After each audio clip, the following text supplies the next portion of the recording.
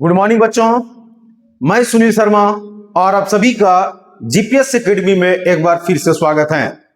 आज के सेशन में हम लोग जो डिस्कस करने वाले हैं, जो हम लोग पढ़ने वाले हैं, वो होगा यूनिट 4। आपको बता दें, क्लास 12 का जो यूनिट 4 है, जिसका नाम है बायोटेक्नोलॉजी, इसमें टोटल 2 चैप्टर आते हैं।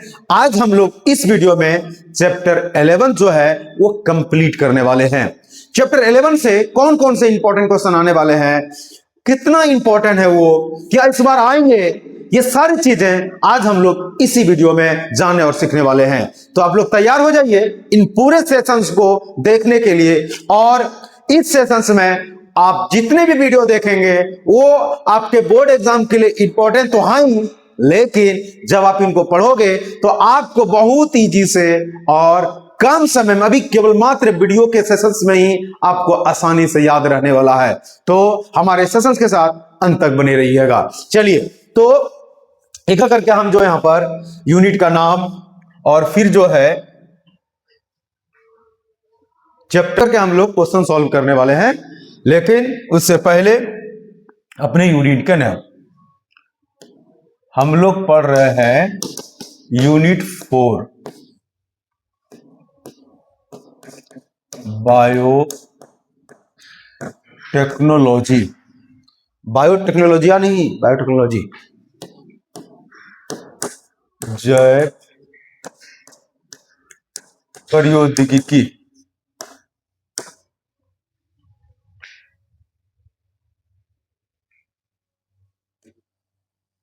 जरा ध्यान दीजिएगा, इस यूनिट से आपको टोटल जो है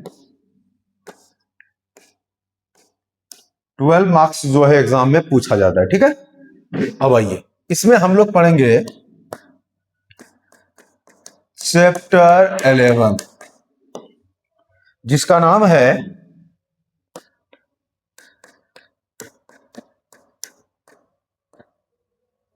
बायोटेक्नोलॉजी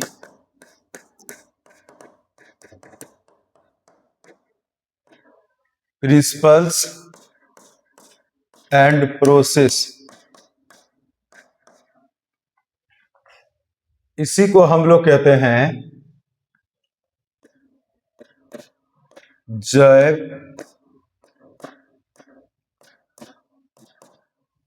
प्रौद्योगिकी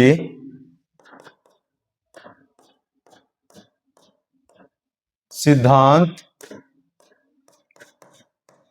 एवं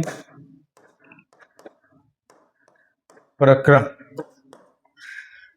आइए, ये हम लोगों का जो है ये यूनिट हो गया आप लोगों का यूनिट 4, जिसे बायोटेक्नोलॉजी कहते हैं हम लोग, जैव प्रौद्योगिकी। इसी में हम लोगों को 2 चैप्टर पढ़ना है, लेकिन ये जो वीडियो, ये जो आप देख पा रहे हैं इस सेशंस को, इसमें केवल चैप्टर 11 का ही एक्सप्लेन होगा। और आपको जानकारी दे दें, आज हम लोग शाम में 5 बजे आप लोगों का हम लाइव आने वाले हैं चैप्टर 12 को लेकर। यूनिट 4 का चैप्टर 12 जो है वो लाइव सेशंस में आज आप लोगों को मिलने वाला है। तो तैयार रहिए एकदम, और इस सेशंस में आपको जुड़ना है और इस सेशंस का पूरा जो है इंपॉर्टेंट क्वेश्चन को पढ़ के बोर्ड एग्जाम में बेहतर रिजल्ट करने में शामिल करना है आज के दिन को। चलिए देखिए, चैप्टर 11 का नाम है बायोटेक्नोलॉजी प्रिंसिपल्स एंड प्रोसेस, जिसका नाम जैव प्रौद्योगिकी सिद्धांत एवं प्रक्रम। चलिए, एक करके हम आप लोग इसमें क्वेश्चंस पढ़ेंगे।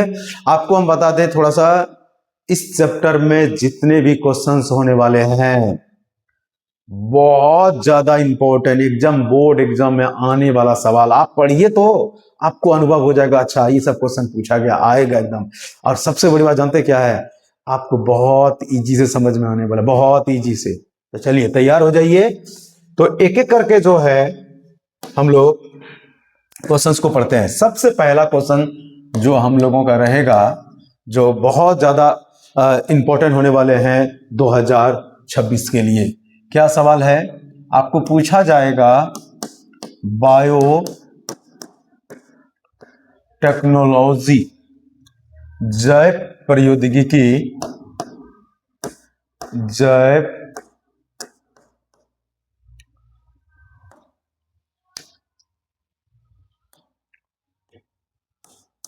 जैव प्रौद्योगिकी क्या है क्या है, चिकित्सा के क्षेत्र में इसके उपयोग को बताइए। क्या बोल रहा है, चिकित्सा के क्षेत्र में इसके उपयोग महत्व का वर्णन करें। आपको पूछा गया है कि बायोटेक्नोलॉजी क्या है, उसी में आपको पूछा गया है कि चिकित्सा के क्षेत्र में, आप कह सकते हैं मेडिकल फील्ड में जो है इनके क्या क्या इंपॉर्टेंस है, इनके बारे में हम लोगों को जानना है। ठीक है, तो आपके यहां पर सबसे बड़ा जो हमारे सामने जो सवाल है वो सवाल है बायोटेक्नोलॉजी क्या है, आप इसे क्या डिफाइन करने वाले हैं। आइए इनको एक करके समझते हैं। आपको पूछा गया बायोटेक्नोलॉजी क्या है, तो आपको क्या बोलना है। ये जो बायोटेक्नोलॉजी है ना, ये बायोटेक्नोलॉजी दो शब्द से बना, पहले ध्यान दीजिएगा। ये जो बायोटेक्नोलॉजी है ना, ये दो शब्द से बना, पहला है बायो और दूसरा है टेक्नोलॉजी। तो आपको तो मालूम ही है, बायो का मतलब लाइफ, और लाइफ को हम लोग क्या कहते हैं बाबू, जीवन कहते हैं। और दूसरा शब्द क्या है, टेक्नोलॉजी। और टेक्नोलॉजी का मतलब तकनीक है ना। टेक्नोलॉजी मतलब क्या, टेक्नोलॉजी जिसको बोलते हैं हम लोग, उसी को हम लोग क्या बोलते हैं, तकनीक।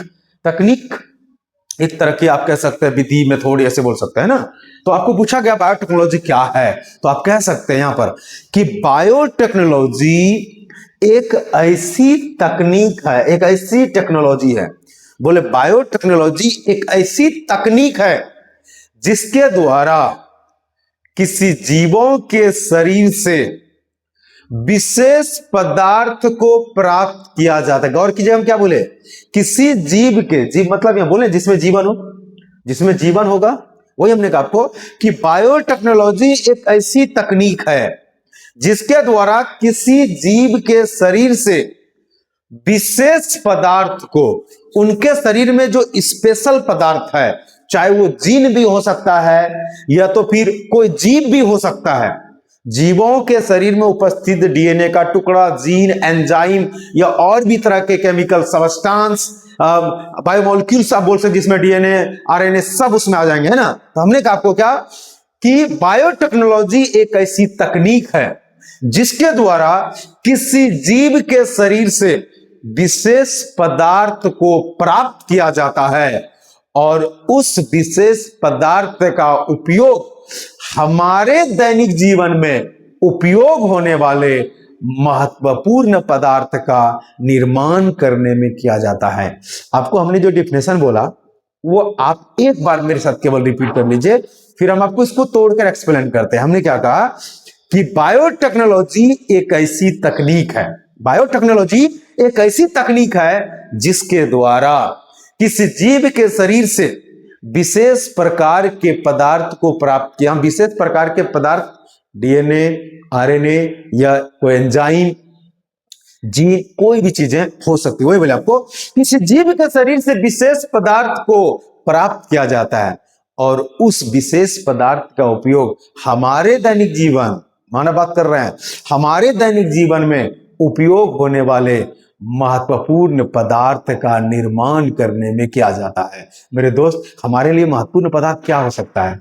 हमारे लिए महत्वपूर्ण पदार्थ हो सकते हैं मेडिसिन्स, है ना, दवाई। हमारे लिए इंपॉर्टेंट पदार्थ क्या हो सकते हैं? हमारे शरीर में बीमारी उत्पन्न करने वाले बैक्टीरिया, वायरस हैं, ये तमाम चीजों को रोकने के लिए जो पदार्थ बनाई जाए, जिसे हम लोग घुमा फिरा के मेडिसिन ही बोलेंगे, है ना।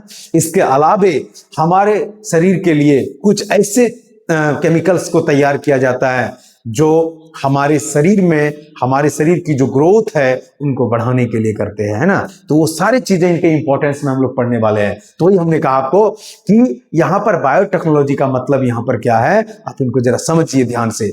हम आपको एक एग्जाम्पल के तौर पर समझाने का प्रयास कर रहे हैं, फिर वापस हम इसी क्वेश्चन पे आएंगे। उदाहरण के तौर पर आप लोगों ने नाम सुना होगा एक कवक जिसका नाम है पेनिसिलियम नोटेटम, है ना। एक कवक है जिसका नाम है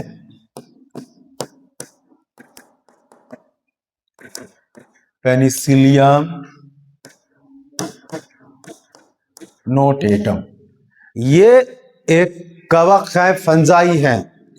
इसी कवक से एक केमिकल सबस्टांस को प्राप्त किया गया था, ध्यान रखिएगा, एक केमिकल सबस्टांस जिसका नाम है पेनिसिलिन। जिसका नाम क्या है बाबू? पेनिसिलिन। ध्यान दीजिएगा, पेनिसिलियम जो नोनेटम है,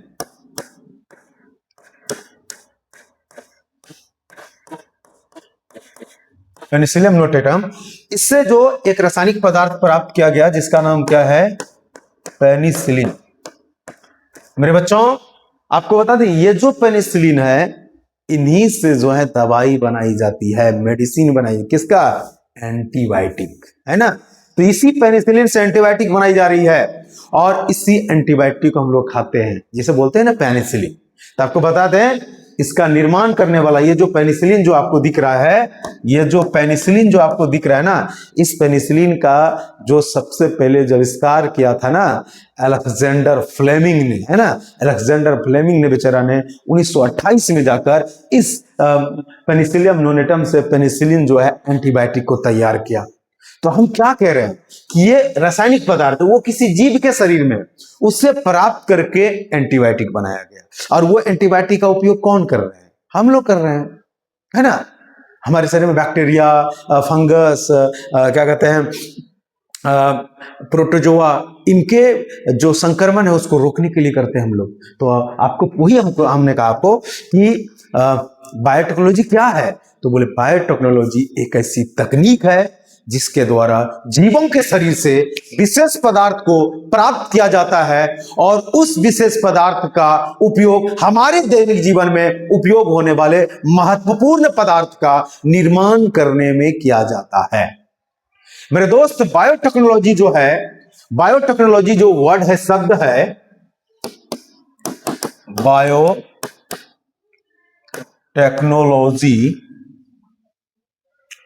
बायोटेक्नोलॉजी, ये जो वर्ड दिख रहा है आपको, इन शब्द का प्रयोग सबसे पहले जो है कार्ल इर्की, इसी का नाम है कार्ल इर्की ने 1919 में किया था। कार्ल इर्की ने 1919 में किया था।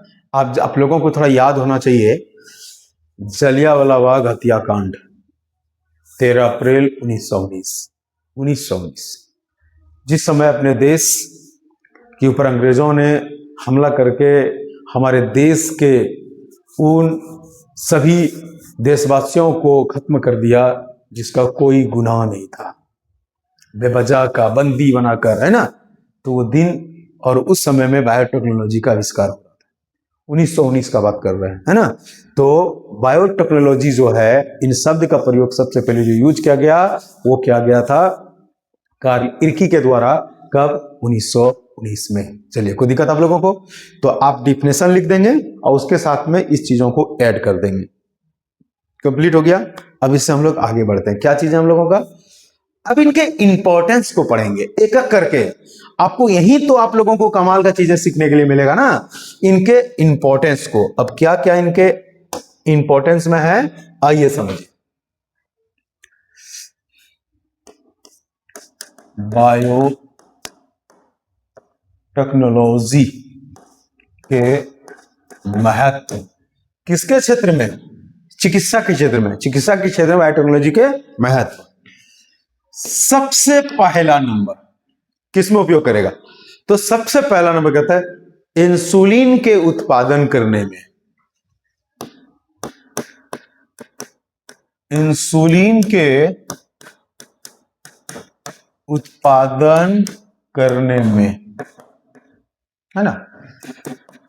इन प्रोड्यूसिंग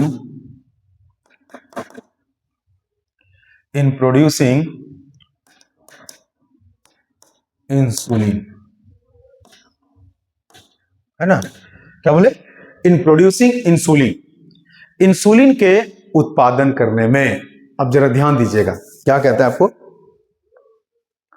आपको मालूम होना चाहिए कि हम मानव शरीर में इंसुलिन का निर्माण हमारे जो मिश्रित ग्लैंड है, जिसे हम लोग अग्न्याशय कहते हैं, पेनक्रियाज कहते हैं। पेनक्रियाज का एक पार्ट्स होता है जिसे हम लोग आइसोलेट ऑफ लैंगरहैंस कहते हैं, लैंगरहैंस का द्वीप कहते हैं। यहां पर 3 प्रकार की कोशिका पाई जाती है, अल्फा, बीटा, गामा, है ना। तो उनमें जो बीटा सेल है, बीटा सेल से इंसुलिन नामक हार्मोन स्रावित होती है।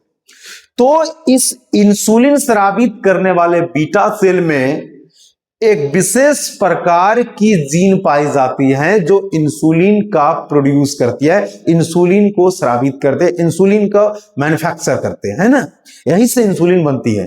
तो वैज्ञानिक ने क्या किया, बायोटेक्नोलॉजी के द्वारा इंसुलिन निर्माण करने वाले जीन को निकाल लिया और उस जीन को एक बैक्टीरिया जिसका नाम है ई कोलाई, ध्यान दीजिएगा, इसी को हम लोग कहते हैं इस्चेरिचिया कोलाई, इसका पूरा नाम है इस्चेरिचिया कोलाई। यह एक बैक्टीरिया है।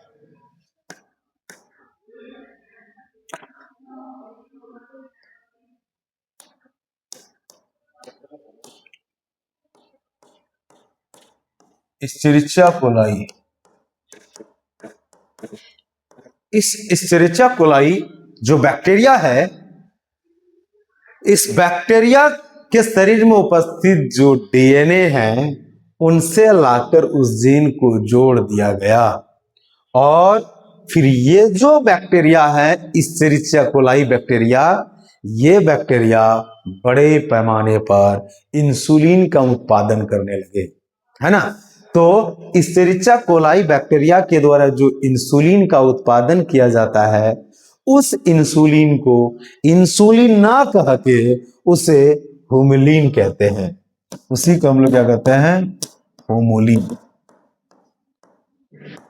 होमुलिन, ठीक है।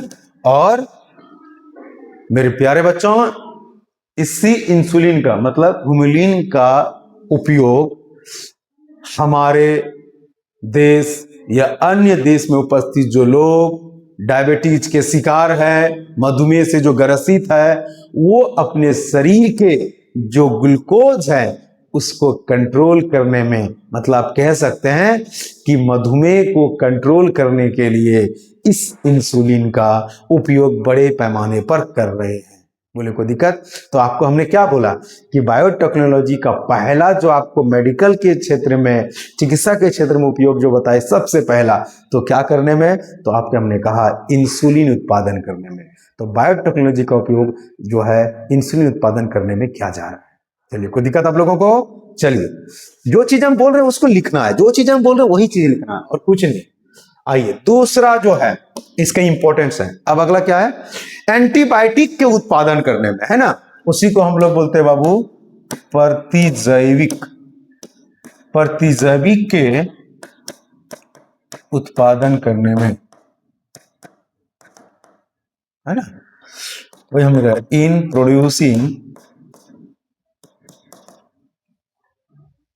Producing antibiotic.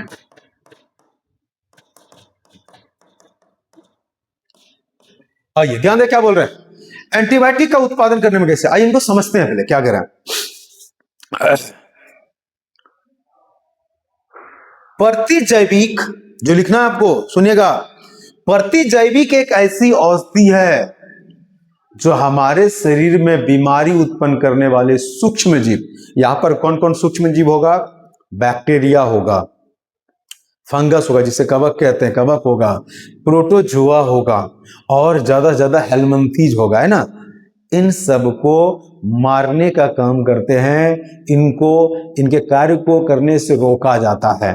ध्यान रखिएगा, प्रतिजैविक एंटीबायोटिक कभी वायरस को नहीं मार पाएगा। ये जब भी मारेंगे तो बैक्टीरिया को मार सकता है, कवक को मार सकता है, प्रोटोजोआ को मार सकता है, हेलमिंथेस को मार सकते हैं, लेकिन ये वायरस को नहीं मार सकता है। इसीलिए हमने कहा आपको कि एंटीबायोटिक एक ऐसी औषधि है जो हमारे शरीर में बीमारी उत्पन्न करने वाले सूक्ष्म जीव जैसे बैक्टीरिया, कवक, प्रोटोजोआ इटिसी को मार सकता है, नष्ट कर देती है, या तो फिर इसकी वृद्धि को रोक देती है ना।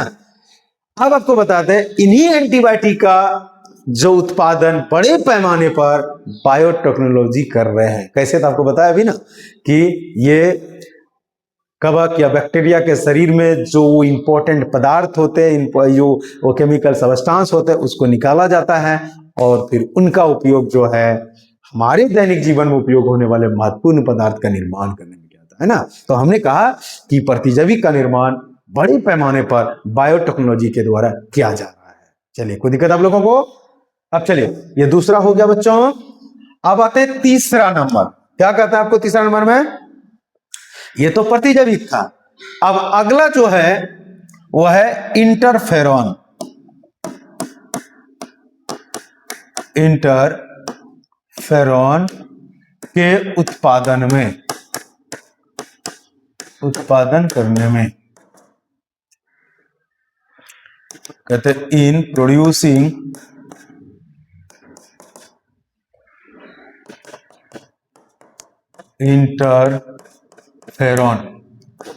इंटरफेरॉन के उत्पादन करने में क्या होता है ये? तो कहते हैं इंटरफेरॉन एक ग्लाइकोप्रोटीन है। कैसा प्रोटीन? ग्लाइकोप्रोटीन, जो एक एंटीवायरल प्रोटीन के रूप में कार्य करते हैं। जरा ध्यान दीजिएगा, आप इस तरह भी बोल सकते हैं इंटरफेरॉन एक एंटीवायरल प्रोटीन है जो हमारे शरीर में वायरस, जो हमारे शरीर में बीमारी उत्पन्न करने वाले वायरस को मार देती है या उसकी वृद्धि को रोक देती है। गौर कीजिएगा, ये इंटरफेरॉन जो है ना, वो वायरस को मार सकता है। किसको मार सकता है? वायरस को। इसके अंदर वो कैपेसिटी है, वो क्षमता है जो वायरस को मार सकता है ना। वही हमने कहा आपको कि कई बार पूछा भी जाता है आपको कि इंटरफेरॉन जो है ना, ये इसमें किस तरह के प्रोटीन पाया जाता है? बोलेंगे एंटीवायरल प्रोटीन है ये, है ना। ये खुद वायरस से ही प्राप्त होने वाला ये प्रोटीन है। तो वही हमने कहा, आपको पूछा गया इंटरफेरॉन क्या है, तो इंटरफेरॉन को आप पहले डिफाइन कर दोगे, फिर आगे बात करेंगे। क्या कहता है? क्या इंटरफेरॉन एक ग्लाइकोप्रोटीन है, या तो फिर इंटरफेरॉन एक एंटीवायरल प्रोटीन है जो हमारे शरीर में बीमारी उत्पन्न करने वाले वायरस को नष्ट कर देती है या उसकी वृद्धि को रोक देती है। आगे बोलेंगे कि इंटरफेरॉन का उपयोग बड़े पैमाने पर बायोटेक्नोलॉजी के द्वारा किया जा रहा है। ठीक है बच्चों, चलिए अब हम लोग आगे बढ़ते हैं। आप चौथा नंबर किस चीज में इसका उपयोग और करते हैं बाबू? तो उसी के बारे में हम लोग नहीं, चलो कोई बात नहीं। चौथा पॉइंट में क्या कहते हैं? वृद्धि हार्मोन के उत्पादन करने में, है ना, इन प्रोड्यूसिंग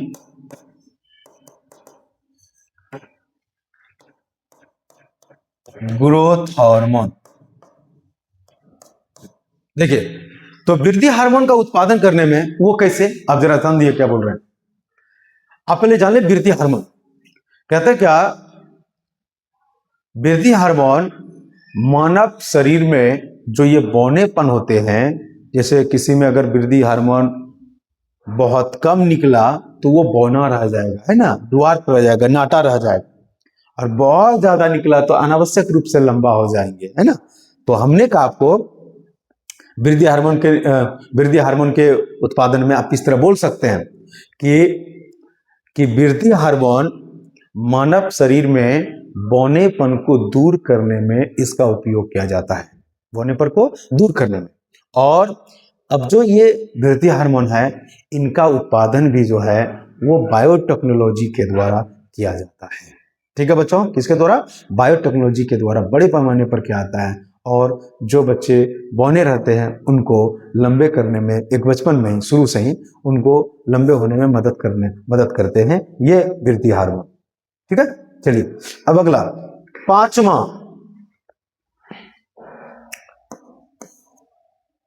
कहता है आपको टीका का उत्पादन करने में टीका का उत्पादन करने में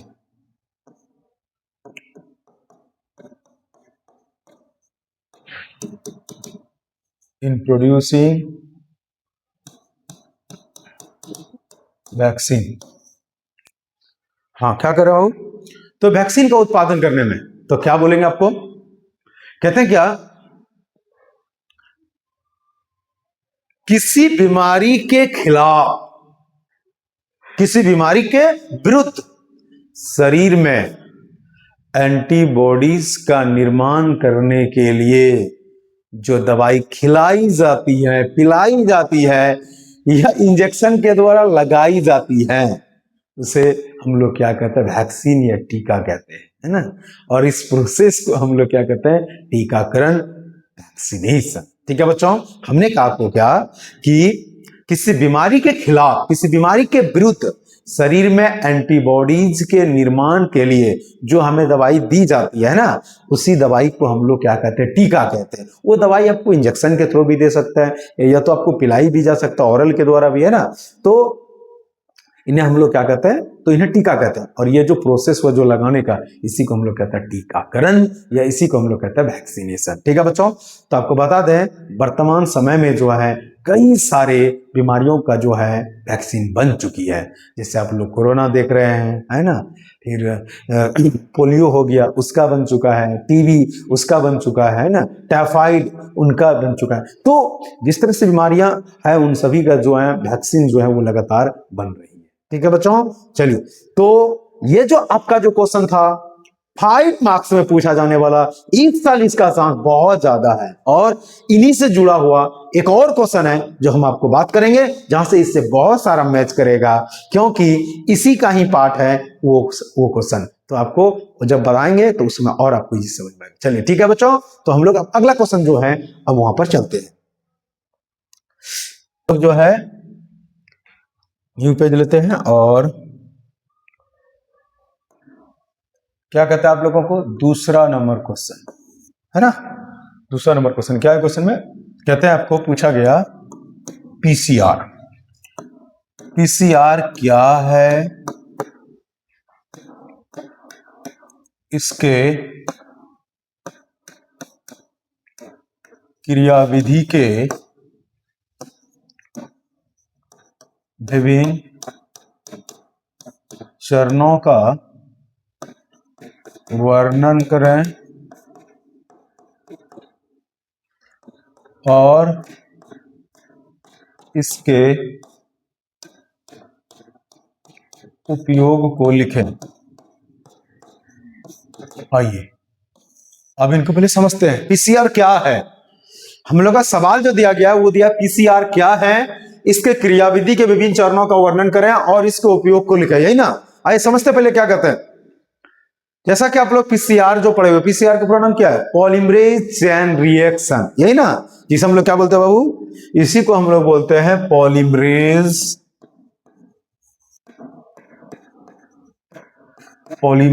चेन रिएक्शन। ये इसको पूरा इसका नाम है, इन्हें की पीसीआर का मतलब पॉलीमरेज चेन रिएक्शन होता है, वो नहीं, इसका पूरा नाम है पॉलीमरेज चेन रिएक्शन। हाई किया ये polymerase chain reaction, PCR high किया। सुनिए क्या कहते हैं पीसीआर, ये भी एक तकनीक है, ध्यान दीजिएगा। अगर हम आपको बोले साफ शब्दों में, जिस तरह जीरोक्स करने का मशीन होता है ना, कि आपके पास कोई कॉपी रखा हुआ है, कोई एक पेज है जिसमें आप कोई क्वेश्चन आंसर्स लिखे हैं, उसको 10 बच्चों को चाहिए, तो आप क्या करोगे? या तो फिर आप फोटो खींच के भेज दोगे, या तो फिर उनका अगर कॉपी अगर देना पड़े तो उसी का जीरोक्स वो एकदम चाहिए किसी को, तो उसको जीरोक्स कर दिए और उनको दे दिए। यही नहीं करते हैं, मतलब एक ही को कॉपी था, हम लोग एक ही को पेज था, उसका हम लोग 10 को 20 को 40 को 50 60 हजार लाख करोड़ उसका जीरोक्स कर सकते हैं ना। ठीक उसी प्रकार जो है ये जो पीसीआर है वो भी एक तरह का जीरोक्स का मशीन ही है, वो ये भी एक तरह का एक तकनीक है। क्या चीज किसके लिए जीरोक्स का मशीन है? तो डीएनए का जीरोक्स का मशीन है। वो आपको समझ में आएगा जैसे ये पूरे क्वेश्चंस को जब आप कंप्लीट करोगे, जब इनको पढ़ोगे ना, तब मतलब वो ये भी जीरोक्स की मशीन की तरह ही काम कर रहे हैं। जो डीएनए के जो सैंपल है उनका कई सारे कॉपीज बना सकते हैं इसी के द्वारा। समझ रहे क्या बोल रहे हैं? तो आइए जरा समझिए क्या कहते हैं। हमने कहा पीसीआर एक ऐसी तकनीक है जिसके द्वारा डीएनए को प्रावर्धित करके कई गुना बढ़ाई जाती है। बोले क्या? पीसीआर एक ऐसी तकनीक है जिसके द्वारा डीएनए को परावर्तित करके कई गुना बढ़ाई जाती है और जिससे लाखों लाख डीएनए के प्रतिरूपों का निर्माण किया जाता है। मेरे बच्चों, आपको बता दें, पीसीआर के द्वारा जो है ना 1 बिलियन डीएनए के कॉपीज को बनाया जा सकता है। 1 बिलियन का बात बोल रहे हैं, है ना? 100 करोड़ डीएनए के कॉपीज बना सकते हैं। हमने कहा आपको पूछा जाएगा पीसीआर क्या क्या बोलेंगे कि पीसीआर एक ऐसी तकनीक है, ध्यान दीजिएगा, कहते पीसीआर एक ऐसी तकनीक है जिसके द्वारा, क्या बोले? पीसीआर एक ऐसी तकनीक है जिसके द्वारा डीएनए को परावर्तित करके एम्पलीफाइड करके कई गुना बढ़ाई जाती है और लाखों लाख डीएनए के प्रतिरूपों का निर्माण किया जाता है। ठीक है, इसी को हम लोग क्या कहते हैं? पीसीआर। अब आगे ध्यान दीजिए, ये जो पीसीआर है, ये पीसीआर का जो खोज करने वाला, सॉरी, इस पीसीआर का डिस्कवर करने वाले जो है, इस पीसीआर का जो सबके सामने में आविष्कार करने वाले जो है, उस बेचारे का नाम क्या है? तो कहते हैं carry mollies. Carry mollies, carry mollies. Carry mollies ने 1983 में 1983 कैरी मोलिस ने 1983 में इस पीसीआर का जो है आविष्कार किया था। ठीक है, और फिर ये बड़े काम की चीज निकले, इससे कई सारे फायदेमंद है ना, बहुत सारे फायदा है इनका, जिनको अभी बताएंगे इनके किन किन चीजों में इसका उपयोग किया जाता है। और अभी जो हम लोग जो बात करेंगे कि इनकी क्रियाविधि क्या है, कैसे आखिर जो है डीएनए के प्रतिरूपों का निर्माण जो है वो कैसे होता है, कैसे पीसीआर का तकनीक होता है, उनके बारे में बात करेंगे अभी। लेकिन इससे पहले आपको ये जरूरी बता दें, क्या जरूरत है कि पीसीआर का उपयोग करके डीएनए के कई सैंपल, डीएनए के कई प्रतिरूप का निर्माण करने का क्या जरूरत पड़ गया, तो आपको हम बता देते हैं एक झलक। कई बार आपने ऐसा देखा होगा कि किसी केसेस में, या रेप का केस हो या मर्डर के केस में, कोई एक छोटा सा सैंपल मिला है कि उस स्थान पर उस आदमी का हेयर गिर कर मिला हुआ है, उस हेयर से डीएनए सैंपल को प्राप्त किया जाता है। चूंकि अब एक डीएनए सैंपल है, लेकिन उसको अलग अलग जगह पर इसको भेजना पड़ता है ना, अलग अलग जगह पर देना पड़ता है कि कोर्ट में या और भी जगह जहाँ पर प्रूव करने के लिए सारी चीजें, तो उसके लिए जो है डीएनए के, एक डीएनए के सैंपल से कई सारे डीएनए के प्रतिरूप का निर्माण करके अलग अलग जगहों पर जांच के लिए, है ना, क्या क्या इन्वेस्टिगेशन के लिए और भी कई सबूत के तौर पर उनको भेजा जाता है। ठीक है, इसलिए इनको जरूरी है पीसीआर करना, है ना बाबू। अभी समय बदल चुका है, एक से एक तकनीक आ चुकी है बायोलॉजी के क्षेत्र में जो कमाल करके रखा हुआ है।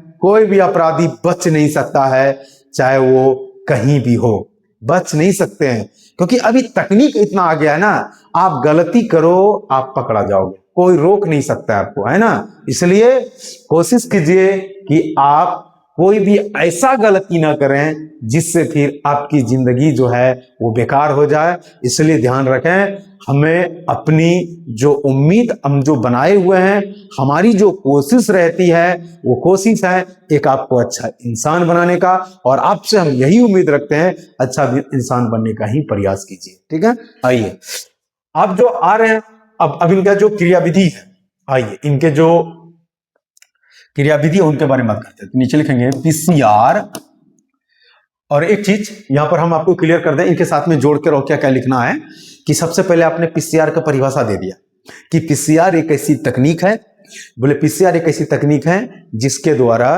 किसी जीव के डीएनए को परावर्तित करके, किसी जीव के डीएनए को परावर्तित करके कई गुना बढ़ाई जाती है और फिर उनसे लाखों लाख डीएनए के प्रतिरूपों का निर्माण किया जाता है। ठीक है, उसी में फिर आपको बोल देना है कि पीसीआर तकनीक का जो आविष्कार किया वो कैरी मोलिस ने 1983 में किया था। आगे एक और वर्ड जोड़ना है कि पीसीआर की जो तकनीक है, इनको जिस उपकरण में कराई जाती है, पीसीआर की क्रिया किसी बर्तन में होती है, किसी उपकरण में होती है, तो पीसीआर की क्रिया जिस बर्तन में होती है, जिस उपकरण में होती है, उसी को कहते हैं थर्मल साइक्लर।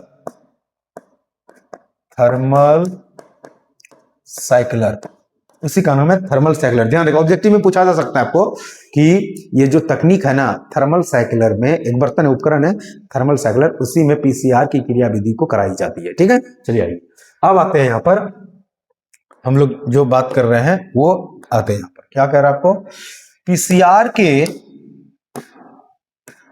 क्रियाविधि। तो पीसीआर की क्रियाविधि को समझने के लिए इसे 3 अवस्था में बांटा गया, 3 स्टेज में बांटा गया है।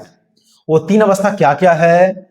Number 1 denaturation, denaturation. दूसरा का नाम है एनेलिंग, और तीसरा का नाम है एक्सटेंशन। क्या नाम है इसका? एक्सटेंशन। आप इसे कह सकते हैं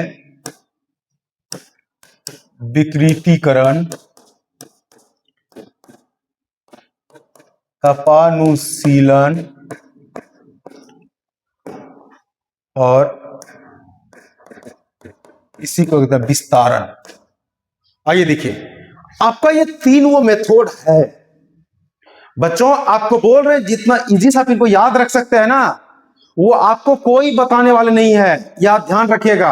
हम मानते हैं कि आप हमारे वीडियो जब देखते हैं तो बहुत कम बच्चे कमेंट करते हैं। आपका जो कमेंट होता है ना, आपका जो वो पॉजिटिव कमेंट होता है जब आप उनको देखते हैं, हम ये नहीं करें अगर आपको पसंद नहीं आया, अच्छा नहीं लगा तो आप लिख सकते हैं सर हमको समझ में नहीं आया, हमको पसंद नहीं आया। लेकिन अगर आपको पसंद आ रहा है ना जी, ठीक लग रहा है ना, तो 4 लोगों से बात कीजिए, कमेंट अच्छा लिखिए कि हाँ सर समझ में आ रहा है हमको, आपका तरीका अच्छा लग रहा है, ये आप जो पढ़ाते हैं वो ध्यान ये बोलिए, उससे हमको हिम्मत मिलता है जो हम आपके लिए जल्द से जल्द और वीडियो लाने का प्रयास करेंगे, आपके बेहतर रिजल्ट के लिए और कोशिश मेरा रहेगा।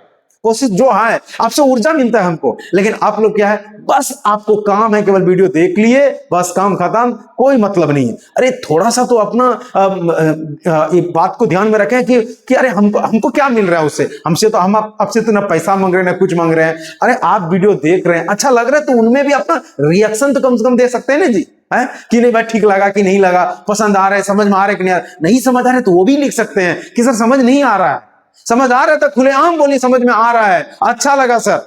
4 दोस्तों के साथ शेयर कीजिए, और भी जो है उन आसपास में जो बच्चे जो पढ़ने वाले 11 12 को उनको जानकारी दीजिए, ये अच्छा पढ़ाते हैं। हम ये नहीं कहते, दुनिया में हजारों हजार टीचर हैं, लाखों लाख टीचर हैं जो आके पढ़ा रहे हैं यूट्यूब चैनल पे, है ना। तो सब में ये चीजें हैं, लेकिन आप पढ़िए, जहां आपको ठीक लग रहा है, ये वीडियो देखे अच्छा लगा तो कमेंट कर दीजिए। इसमें बोले ना आपको कि इससे हमको हिम्मत मिलता है आपके लिए और मेहनत करने के लिए, है ना। आइए देखिए, तो आप देखिए कितना इजी से आप इनको याद रख सकते हैं। ये नहीं कि बड़ा बड़ा एकदम क्वेश्चन आंसर आपको डिटेल बोर्ड पे छपा दिया है, दिखा रहा है लाइन बाय लाइन करके, वो सब नहीं। आप इनको पढ़िए, सीखिए, जानिए। इसी को कहते हैं, जब आप बेहतर शिक्षक के साथ जब आप जुड़ेंगे ना जी, बेहतर शिक्षक जब आप जुड़ेंगे तो उससे आप लोगों का केवल इंटर पास का बात नहीं होगा, केवल इंटर के लिए नहीं है। जब इनको सीख कर जब निकलोगे ना, तब आपको एहसास होगा हाँ पढ़ाई का मतलब ये था, सीखने का मतलब ये था, है ना। ये नॉट गाइड करने से कुछ नहीं होता दोस्त।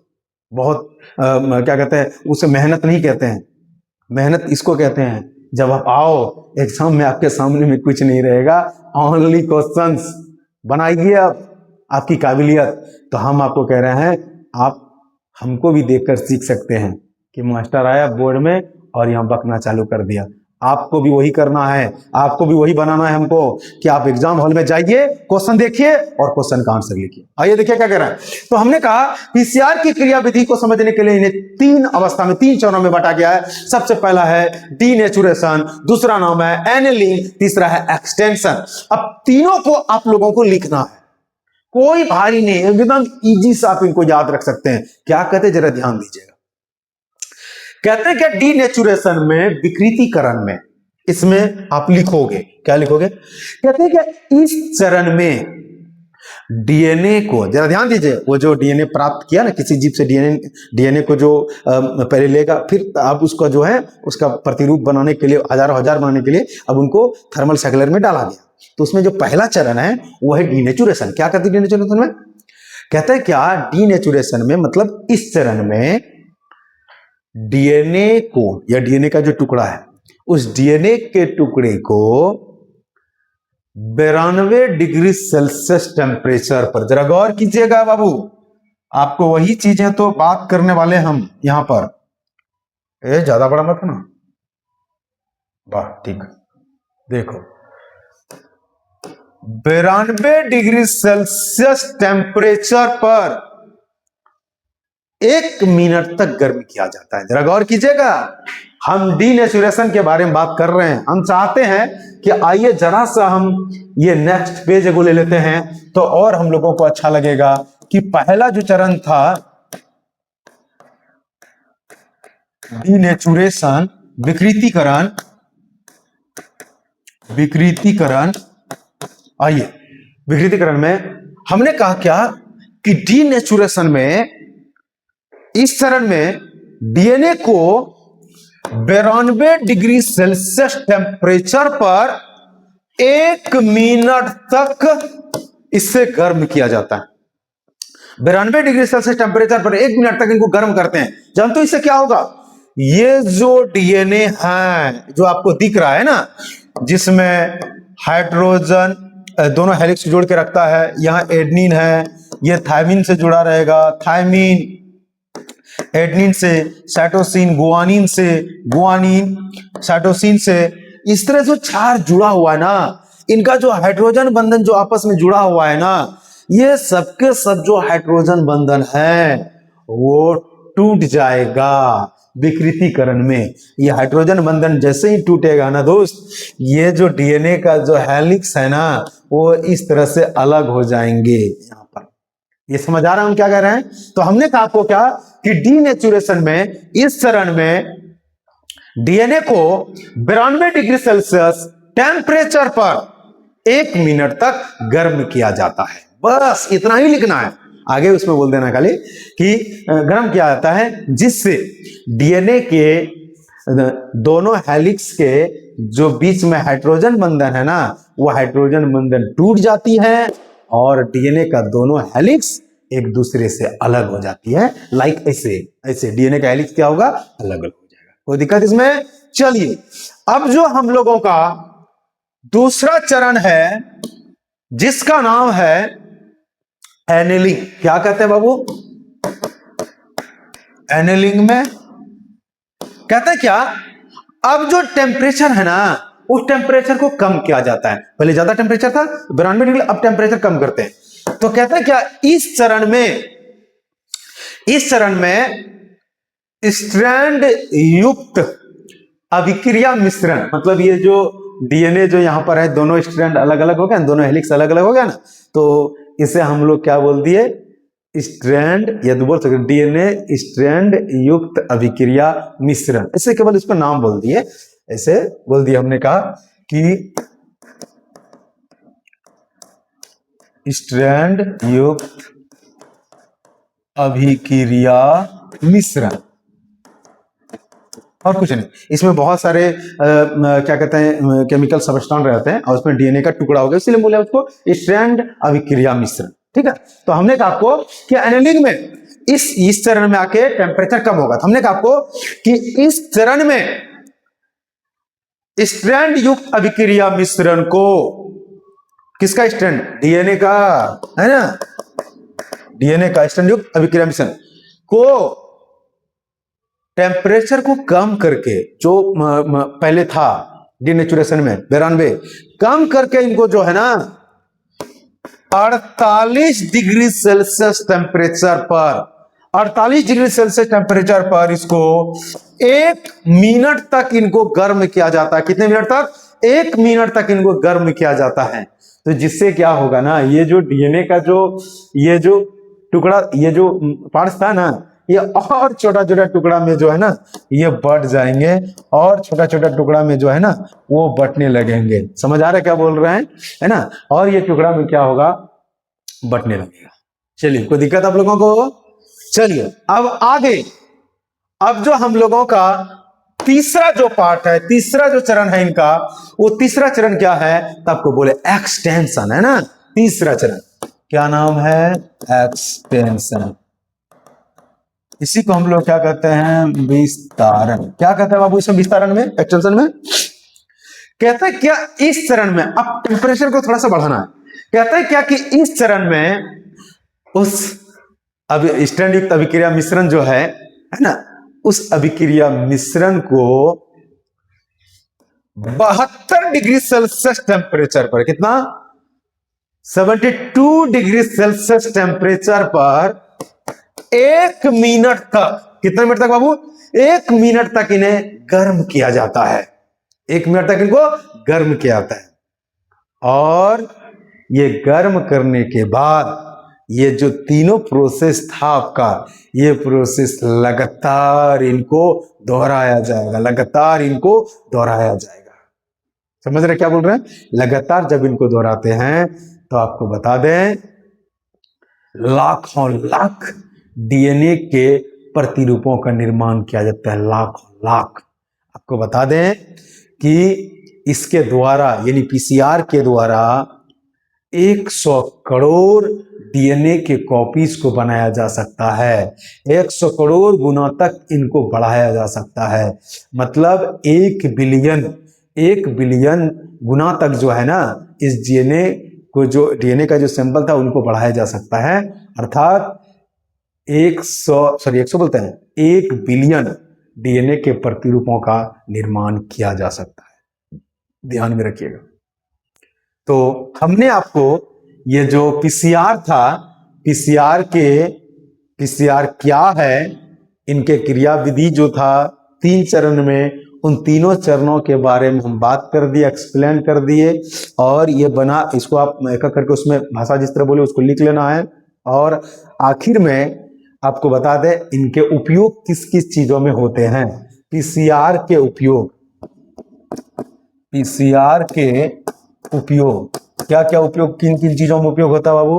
तो पहला, सबसे पहले हम बोलते हैं इनका उपयोग जो किया जाता है कोविड-19, टीबी, ट्यूबरकुलोसिस, है ना, HIV, इनका पहचान करने में किया जाता है। पीसीआर का उपयोग इन सब बीमारियों को पहचान, जैसे आपको बोले ना कि ट्यूबरकुलोसिस हो गया जिसे क्षय रोग कहते हैं, कोविड-19 हो गया, है ना, HIV हो गया, इनका पहचान करने में, हेपेटाइटिस बी, इनका पहचान करने में ये पीसीआर का उपयोग करते हैं। नंबर दूसरा, कहते हैं इनका उपयोग रिसर्च, बायोटेक्नोलॉजी के क्षेत्र में भी इसका उपयोग किया जाता है। अगला कहते हैं क्या कि इस पीसीआर का जो है उपयोग, जो बड़े पैमाने पर जो किया जा रहा है, वो किया जा रहा है अपराधी का पहचान करने में, इन्वेस्टिगेशन करने में, क्रिमिनल का, है ना, बड़े पैमाने पर किया जा रहा है अपराधी का पहचान करने में। चलिए ठीक है दोस्तों, तो आपका जो ये क्वेश्चन था वो कंप्लीट हो गया। और अब हम लोग बढ़ते हैं अगले क्वेश्चन की ओर। चलिए, तो हम लोग अब यहाँ नया पेज ले लेते हैं। अगला जो क्वेश्चन है वो उस पे आते हैं।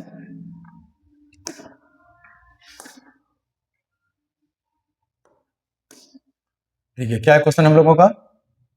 तीसरा नंबर,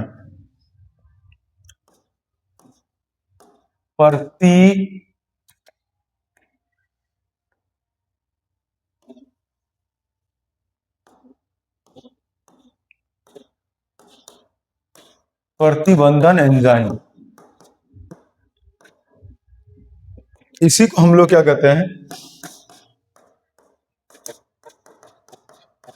रेस्ट्रिक्शन एंजाइम।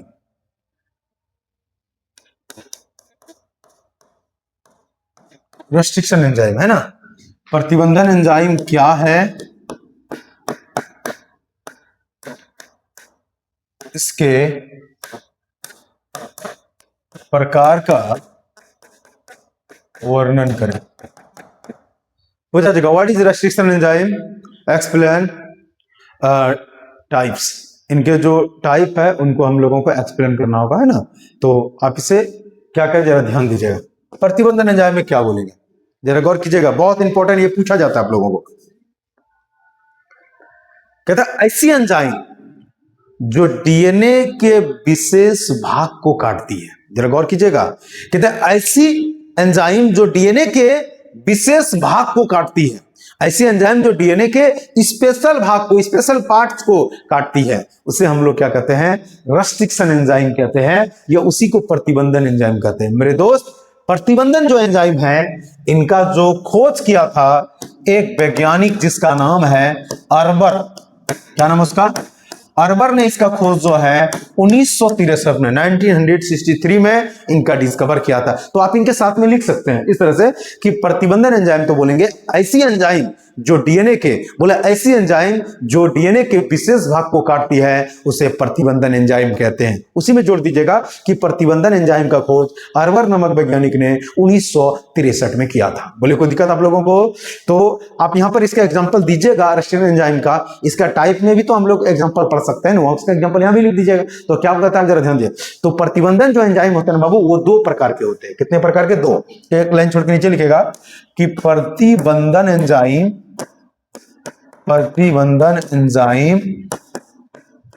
दो प्रकार के होते हैं।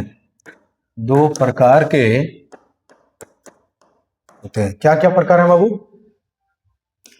तो नंबर 1 एक्सोन्यूक्लियस एंजाइम।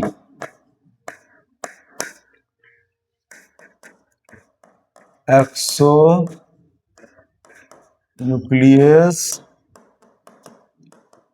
एंजाइम और दूसरा का नाम है endonuclease enzyme. Endonuclease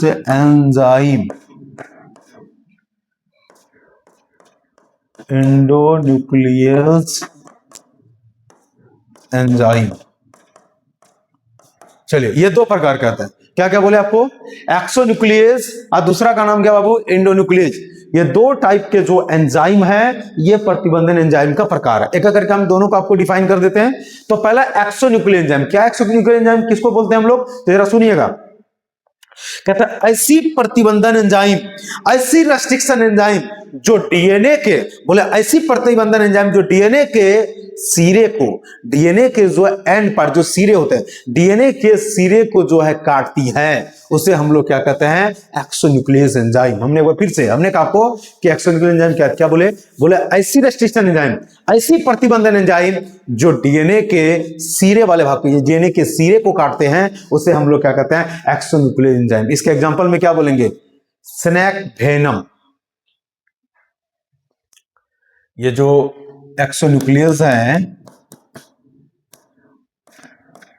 exonuclease enzyme जो है, एंजाइम के जो एग्जांपल में आप क्या बोलेंगे? Snake venom.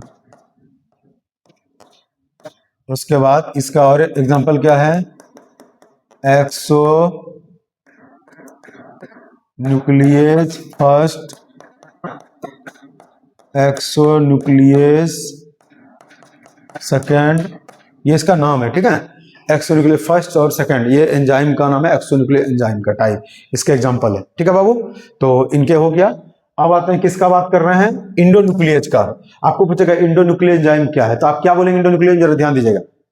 कहता है ऐसी प्रतिबंधन एंजाइम जो डीएनए के आंतरिक भाग के विशेष भाग को काटती है। गौर कीजिएगा, हमने कहा कि ऐसी प्रतिबंधन एंजाइम, ऐसी रेस्ट्रिक्शन एंजाइम जो डीएनए के आंतरिक भाग के विशेष भाग को काटती है, उसे इंडोन्यूक्लियस एंजाइम कहते हैं। मेरे दोस्त, इन्हीं को जो है मॉलिक्यूलर सीजर भी कहते हैं, अनुवांशिक कैंची भी कहते हैं उसे, ठीक है?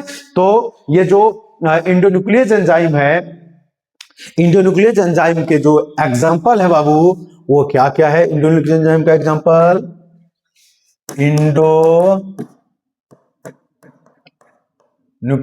एंजाइम, इनके जो एग्जांपल है वो क्या क्या है? इसी का एग्जांपल है इको आर फर्स्ट, ठीक है? और बॉम एच फर्स्ट, है ना? हिंड थर्ड, ये सब जो आप लोग देख पा रहे हैं ये इंडोन्यूक्लियस एंजाइम है, जिसका नाम Eco R first, Bam H first, Hind third, ये सब जो है इंडोन्यूक्लियस एंजाइम के एग्जांपल है। आइए, आपको एगो पूछा जाता है एग्जाम में बहुत ज्यादा कि पहला जो है रेस्ट्रिक्शन एंजाइम या पहला इंडोन्यूक्लियेज एंजाइम का नाम क्या? पहला इंडोन्यूक्लियेज, तो फर्स्ट इंडोन्यूक्लियेज जो एंजाइम है उसका नाम है हिंद सेकेंड। ये सबसे पहला फर्स्ट इंडोन्यूक्लियेज एंजाइम है, ये सबसे पहला इंडोन्यूक्लियेज एंजाइम, सबसे पहला हिंद सेकेंड। ठीक है बच्चों, चलिए तो अब हम लोग चलते हैं अगले क्वेश्चन की ओर। ये आपका खत्म हो गया, अब अगला जो क्वेश्चन है उसके तरफ में जाते हैं। चौथा नंबर क्या है? चौथा नंबर में प्लाज्मिड डीएनए क्या है? देखिए क्या कहते हैं प्लाज्मिड डीएनए, कहते हैं क्या कि जीवाणु में पाए जाने वाले वह अतिरिक्त गुणसूत्रीय डीएनए, कहते हैं कि जीवाणु में पाए जाने वाले वह अतिरिक्त गुणसूत्रीय डीएनए जिसका आकार गोल या सर्कुलाकार होती है, जिसका आकार गोल या सर्कुलाकार होती है, उसे प्लाज्मिड डीएनए कहते हैं। और प्लाज्मिड डीएनए का जो उपयोग होता है, ये प्लाज्मिड डीएनए जो उपयोग में आते हैं वो आते हैं क्लोनिंग संवाहक के रूप में, इसका उपयोग किया जाता है। तो हमने कहा आपको पूछा जाएगा प्लाज्मिड डीएनए क्या है, क्या जवाब दोगे? तो आप इस तरह बोल सकते हैं कि जीवाणु में पाए जाने वाले वह अतिरिक्त गुणसूत्रीय डीएनए, बोले कि जीवाणु में पाए जाने वाले वह अतिरिक्त गुणसूत्रीय डीएनए जिसका आकार गोल या सर्कुलाकार होती है, उसे हम लोग क्या कहते हैं? Plasmid DNA. और इसका जो उपयोग किया जाता है वो क्लोनिंग संवाहक के रूप में। आप इस तरह इनको देख सकते हैं कि डीएनए जो है कुछ इस तरह से आपको वो मिलेगा।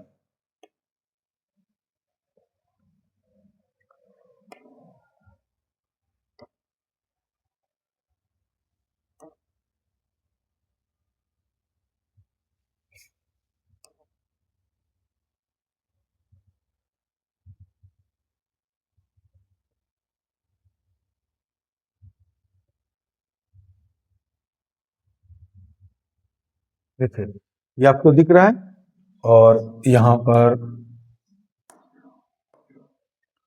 ये इसका हाइड्रोजन बंधन से ये सब जुड़ा हुआ रहता है ना, तो ये यहाँ पर एडनिन है, ये थायमिन से जुड़ा हुआ रहेगा, थायमिन है एडनिन से, साइटोसिन है गुआनिन से, गुआनिन साइटोसिन से, इससे जुड़ा रहेगा। और ये इस तरह का गोलाकार जैसा डीएनए रहेगा, है ना।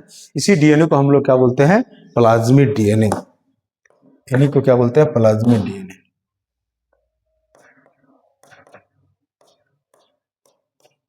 प्लाज्मिड डीएनए, ठीक है। चलिए एग्जाम में ना ये आपको पूछा जाता है, दो क्लोनिंग संवाहक का नाम बताइए। क्लोनिंग संवाहक के इसको उपयोग किया जाता है, तो देखिए 55 नंबर क्वेश्चन आपको पूछा गया, दो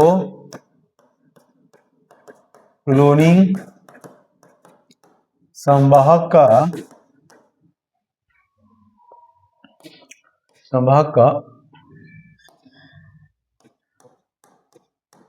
उदाहरण है। देखिए दो क्लोनिंग संवाहक का उदाहरण क्या क्या है? सबसे पहला ये जो अभी पढ़ रहे हैं हम लोग, प्लाज्मिड डीएनए। नंबर दूसरा बैक्टीरियोफाज, इसी को हम लोग कहते हैं जीवाणु भोजी, ठीक है। और अगर और एक एग्जांपल है कॉस्मिड डीएनए बोल सकते हैं, कॉस्मिड डीएनए। चलिए तो ये जो आपको दिख रहा है इसी को हम लोग क्या कहते हैं? क्लोनिंग संवाहक, जो इंपॉर्टेंट है एग्जाम में आता है, ठीक है बच्चों। तो आपको पूछा गया दो क्लोनिंग संवाहक, तो बोल सकते हैं प्लाज्मिड डीएनए हो गया, बैक्टीरियोफाज हो गया, ये क्लोनिंग संवाहक के रूप में काम करते हैं, क्लोनिंग संवाहक, ठीक है। चलिए अब हम लोगों का जो अगला क्वेश्चन होगा उस पर चलते हैं। अगला जो क्वेश्चन है हम लोगों का, ये 6 नंबर में एक क्वेश्चन आएगा, PBR 322 का नामांकित चित्र बनाइए। आइए देखिए क्या कहते हैं इसका, PBR 322 का नामांकित चित्र बनाने के लिए, ठीक है। तो इस जगह पर थोड़ा सा डिजिटल बोर्ड का यूज करेंगे, अगर आप चाहे तो 1.5 सुई से आप उनका इस्तेमाल कर सकते हैं। जरा यहाँ पर थोड़ा इस्तेमाल करते हैं, देखते हैं यूज करके। आई, कोई बात नहीं, मिटकाना पड़ जाएगा हमको। हमको चाहिए थोड़ा सा बड़ा पेज। ओ माय गॉड की कसम, ये तो गड़ाइए जाएंगे हम लोग। ये मीठा भी नहीं रहा है। ओहो, ये कैसे चलेगा?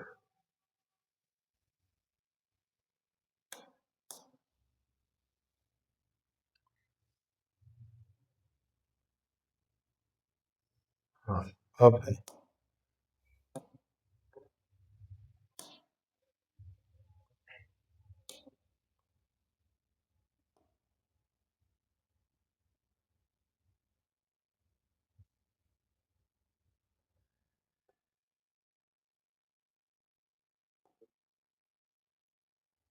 हम्म, ये हमारा नसीब में नहीं है।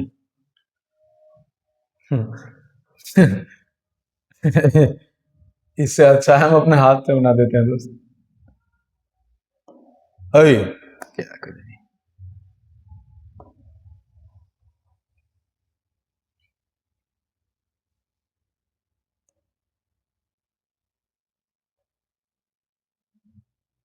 हम्म,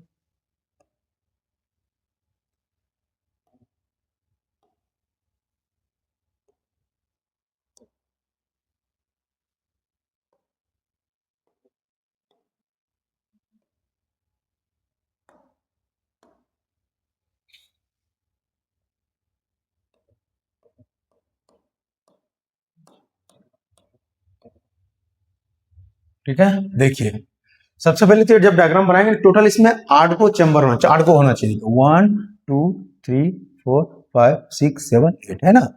चलिए सबसे पहले ई को are first,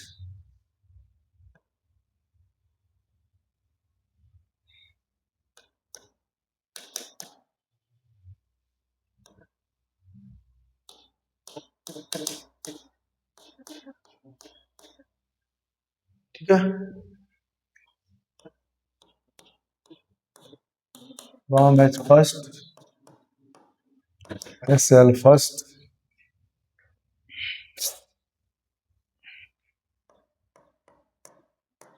PB second, PST first, और ये पीबीयू फर्स्ट। देखिए ये आपको जो दिख रहा है ये इनके जो इंडोन्यूक्लियस एंजाइम जो होते हैं उस तरह से चैम्बर में ये इस तरह से उसको फिक्स कर सकते हैं, है ना। और इसमें और भी चीज जैसे आपको बता दें, इसमें प्रतिरोधी जो कुछ जीन होते हैं, कुछ एंटीबायोटिक्स होते हैं, वो सब आपको मिलेगा। जैसे एम्पिसिलिन, ये जो प्रतिजैविक प्रतिरोधी जो है इसका रेसिस्टेंस है ये एमपी, जिसे एम्पिसिलिन कहते हैं। और इधर हो गया पीईटी, इसके ऊपर पे आ रहा है, तो वो हो गया टेट्रा, यहाँ पर जो टेट्रासाइक्लिन जो है उनका जो है वो रेसिस्टेंस है वो। और इसे कहता है ओ आर आई, और ये आर ओ पी है ना, ये ओरिजिन प्लेस है और ये आर ओ पी है। तो ये आपको यहाँ पर दिखाना पड़ेगा, है ना।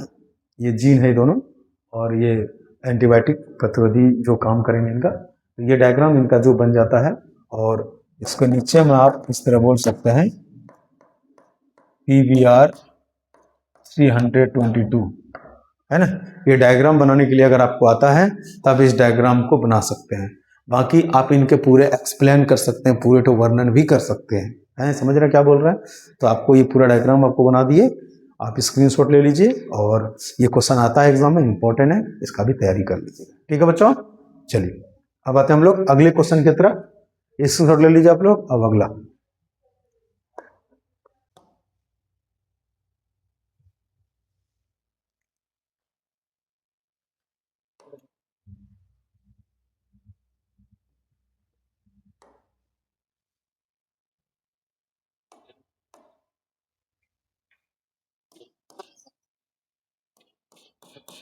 TI plasmid. चलिए ध्यान दिया, अगला क्वेश्चन है टीआई प्लाज्मिड क्या है। कहते हैं टीआई प्लाज्मिड एक प्राकृतिक संवाहक है। टीआई प्लाज्मिड एक प्राकृतिक संवाहक है जिसमें आनुवांशिक गुण को स्थानांतरण करने की क्षमता पाई जाती है। हमने कहा आपको क्या, टीआई प्लाज्मिड एक प्राकृतिक संवाहक है जिनमें आनुवांशिक पदार्थ को स्थानांतरण करने की क्षमता पाई जाती है। और टीआई प्लाज्मिड जो प्राप्त किया जाता है एक बैक्टीरिया जिसका नाम है एग्रोबैक्टीरियम। क्या नाम उसका? उसका नाम है एग्रोबैक्टीरियम।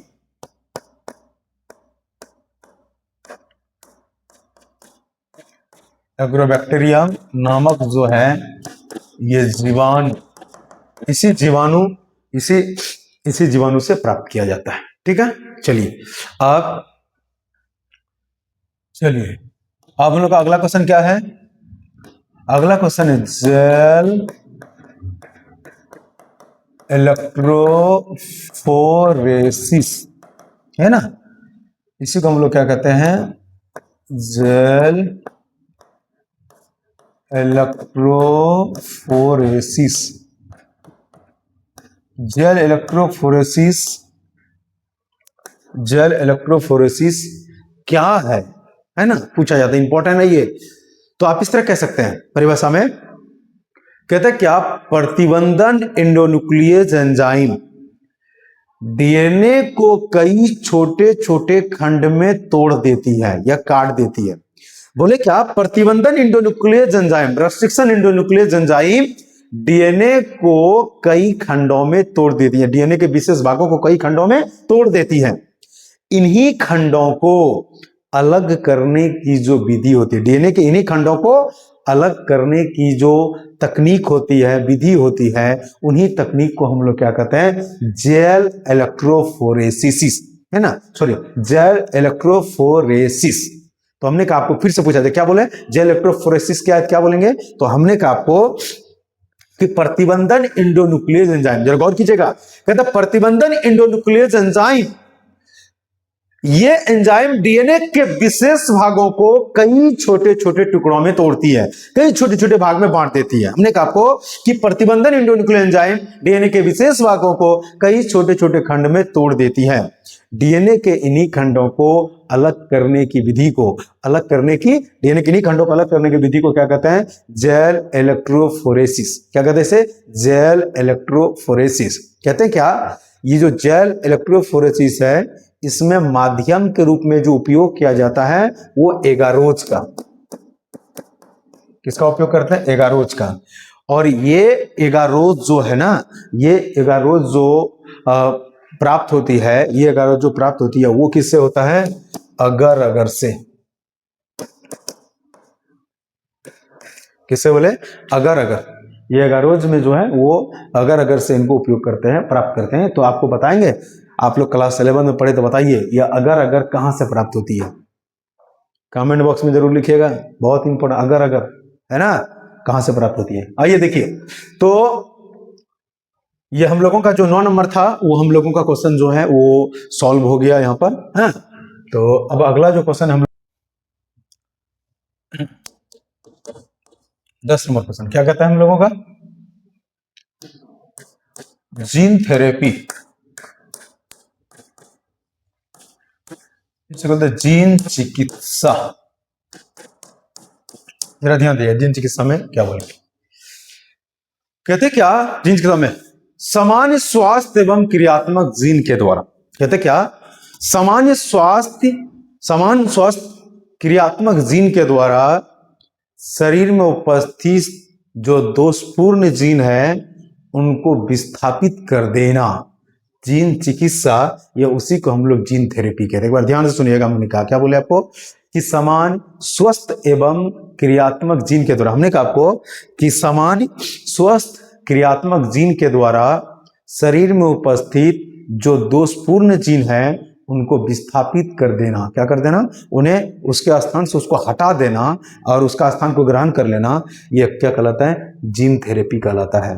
कहते हैं जीन थेरेपी का जो उपयोग है वो सिकल सेल एनीमिया और रंग वर्णदता को ठीक करने में किया जाता है। बोले आपको पूछा गया जीन थेरेपी क्या बोले मेरे को फिर से? हमने कहा क्या कि सामान्य स्वस्थ एवं क्रियात्मक जीन के द्वारा, सामान्य स्वास्थ्य एवं क्रियात्मक जीन के द्वारा दोषपूर्ण जीन को शरीर में विस्थापित कर देना, दोषपूर्ण जीन को क्या कर देना, रिमूव कर देना, उसके स्थान को हटा देना और उसके स्थान को ग्रहण कर लेगा, है ना। तो विस्थापित कर देना क्या कहलाता है, उसे जीन थेरेपी कहते हैं। और इनका जो उपयोग किया जा रहा है वो किन किन चीजों में, तो आपको बोले sickle cell anaemia, sickle cell anaemia, रंग वर्णधता, इनको इनके उपचार करने में, इनको ठीक करने में जो है जीन थेरेपी का उपयोग किया जा रहा है। ठीक है, अब चलते हैं अगला क्वेश्चन। क्वेश्चन नंबर जो 11 नंबर क्वेश्चन में क्या कह रहा है आपको, दो कृत्रिम संवाहक का उदाहरण। सबसे पहला प्लाज्मिड PBr 322 और दूसरा प्लाज्मिड यूनिवर्सिटी ऑफ कैलिफोर्निया 10। ये दोनों जो है वो एक कृत्रिम संवाहक है, मानव के द्वारा बनाया हुआ ये प्लाज्मिड है और इन्हीं का उपयोग कृत्रिम संवाहक के रूप में किया जाता है। ठीक है, चलिए, तो हम लोगों का जो है यहाँ पर क्वेश्चंस जो है वो एंड हो गया है। हाँ?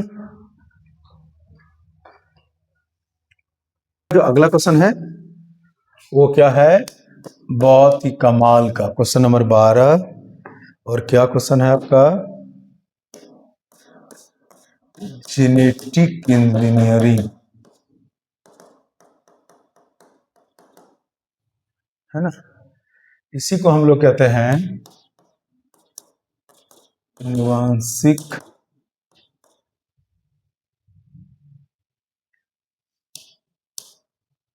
अभियांत्रिकी।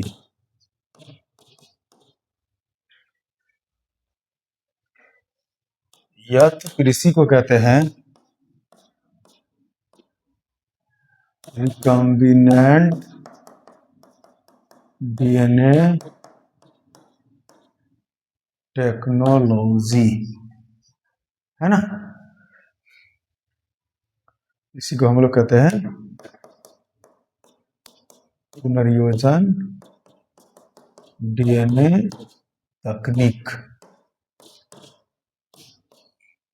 चलिए ध्यान दीजिए क्या कह रहे हैं आपको, सवाल है जेनेटिक इंजीनियरिंग, आनुवांशिक अभियांत्रिकी, या तो फिर रिकम्बिनेंट DNA टेक्नोलॉजी, पुनर्योजन DNA जो तकनीक है, इनको पूछा था एकदम, बहुत ज्यादा इंपॉर्टेंट है जेनेटिक इंजीनियरिंग। कि जेनेटिक इंजीनियरिंग क्या है, इसके महत्व या तो फिर इसके उपयोग का वर्णन करने के लिए।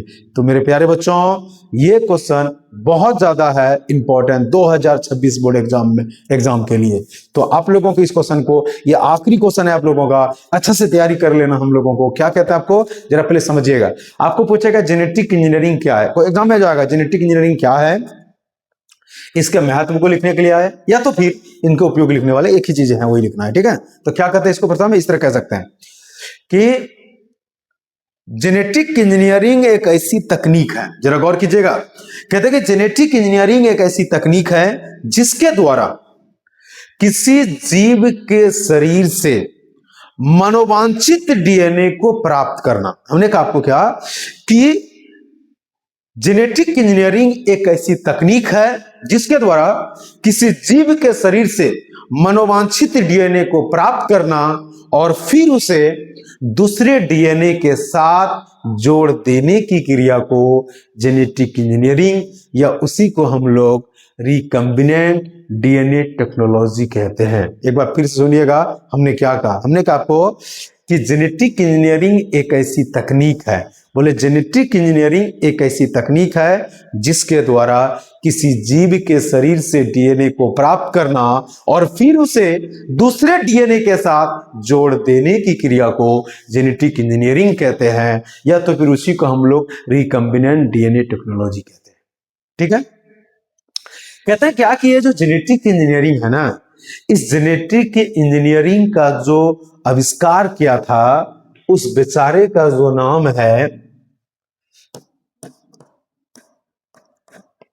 Stanley Cohen. और एक वैज्ञानिक है जिसका नाम है हर्बर्ट वायर। दो वैज्ञानिक, पहला है स्टैनली, कह सकते हैं आप इसे, स्टैनली कोहेन, और